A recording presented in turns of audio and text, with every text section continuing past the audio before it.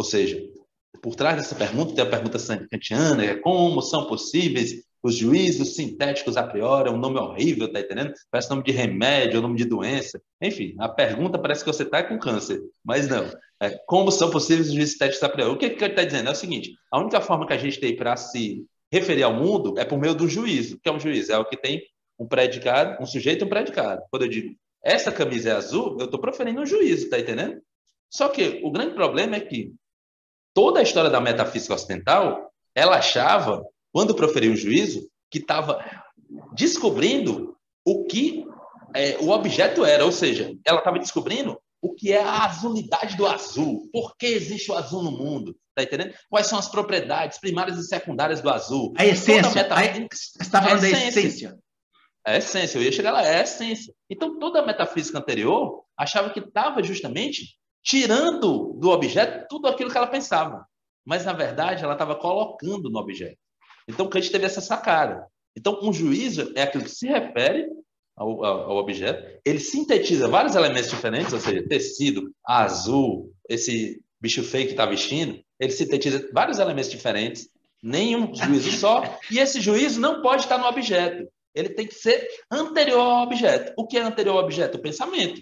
Então, nós já temos que ter esse software no pensamento para dizer, ou para poder se referir a isso como azul. Isso está fora da história, está fora da linguagem, ou seja, é anterior à linguagem, anterior à história. Na verdade, a história e a linguagem só tem sentido porque já existe esse software. Então, lá em Campinas, se tem justamente essa escola, que diz justamente o seguinte, a filosofia kantiana, o método dela, justamente consiste em um método de análise e síntese, ou seja, análise de objeto e síntese, proferindo juízos sintéticos a priori. Então, Kant teria uma forma de se referir ao mundo de modo a se referir teoricamente, ou seja, do ponto de vista da ciência, da física, da matemática, eticamente ou moralmente, sobre o que fazer enquanto ser humano individual em relação com os outros, e finalisticamente, ou teleologicamente, se a gente pode dizer assim.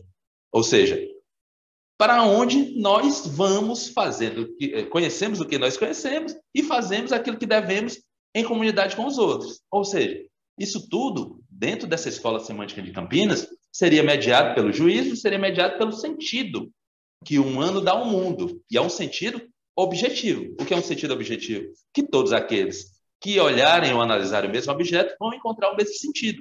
E se não encontrar o mesmo sentido, o interessante é que encontre algo mais nesse sentido que ajude toda a humanidade a ver também, tá entendendo? Então, isso é o que se pode chamar de escola semântica de Campinas. A escola semântica busca padrões.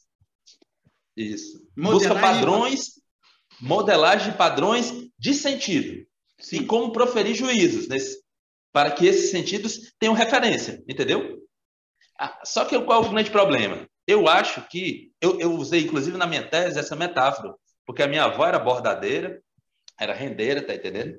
Minha avó é rendeira do interior de Maranguape, minha família toda também, de Maranguape, terra do Chicanismo, da Ipioca, né? Enfim, do Capistrano de Abreu.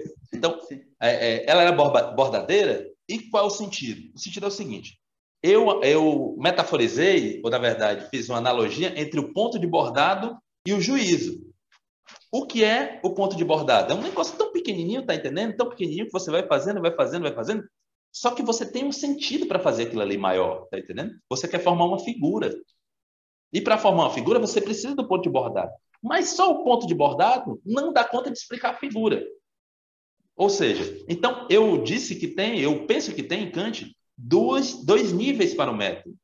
2 níveis de apresentação. Ele se apresenta, sim, no ponto de bordado, ou seja, ele se apresenta no juízo, nessa semântica, mas ele também se apresenta em algo que é maior. Então, esse gap, essa contradição, ficou irresolvível para Kant, tá entendendo? Então, foi um projeto malogrado, mas foi um projeto. Ele estava colocando em prática e aquilo era a finalidade dessa filosofia. Tá entendendo? Isso, assim, fica praticamente escondido. Olha, para tu ver um negócio, eu tive um trabalho, assim, do cão, tá entendendo? Assim, era melhor quebrar pedra no meio-dia do que Xadá, no sertão do Ceará. Por quê? O trabalho do cão. Foi o seguinte, para mostrar que eu estava certo, porque o meu orientador, ele fez um desafio irado, muito massa, tá entendendo? Que te instiga. Ele disse, Henrique, tudo bem, essa tua tese aí, mas 200 anos estudando Kant, só você viu, é? O que você tem de especial? Aí eu, é mesmo, né? Aí o que eu fui fazer? Eu fui ver os outros. Tudo bem, eu fui ver os outros, mas eu não vou, assim, Kant talvez é o filósofo, depois de Aristóteles, mais citado da história da humanidade, tá entendendo? Então não tem como você ver todos os trabalhos do mundo. Aí o que eu fiz? Não, mas tem uma revista que foi fundada em 1896, tá entendendo? E, juntamente com a Sociedade Kant, que está viva até hoje, que é a Kant Studien. Então, o que eu fiz? Eu fui na Kant Studien e categorizei de 1896 até 2010, eu depois tive saco para depois, tá entendendo?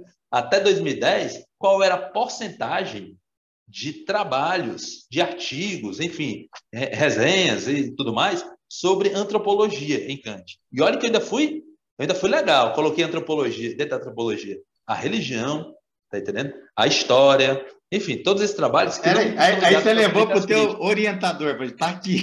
Levei.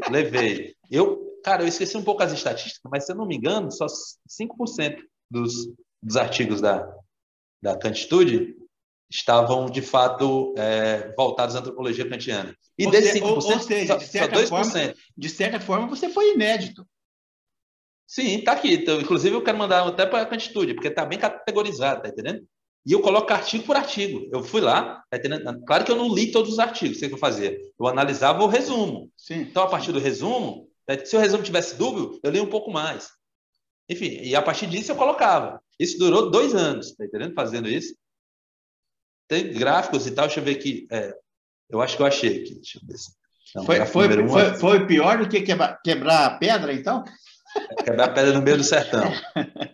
Pronto, achei aqui. Só 2,2% dos artigos em 110 anos, 113 anos, tratavam sobre antropologia. Ou seja, os kantianos esqueceram a antropologia. Mas pera acharam que era algo menor. Mas espera um pouquinho. Esses 2,5% perceberam essa visão eurocêntrica? Não perceberam?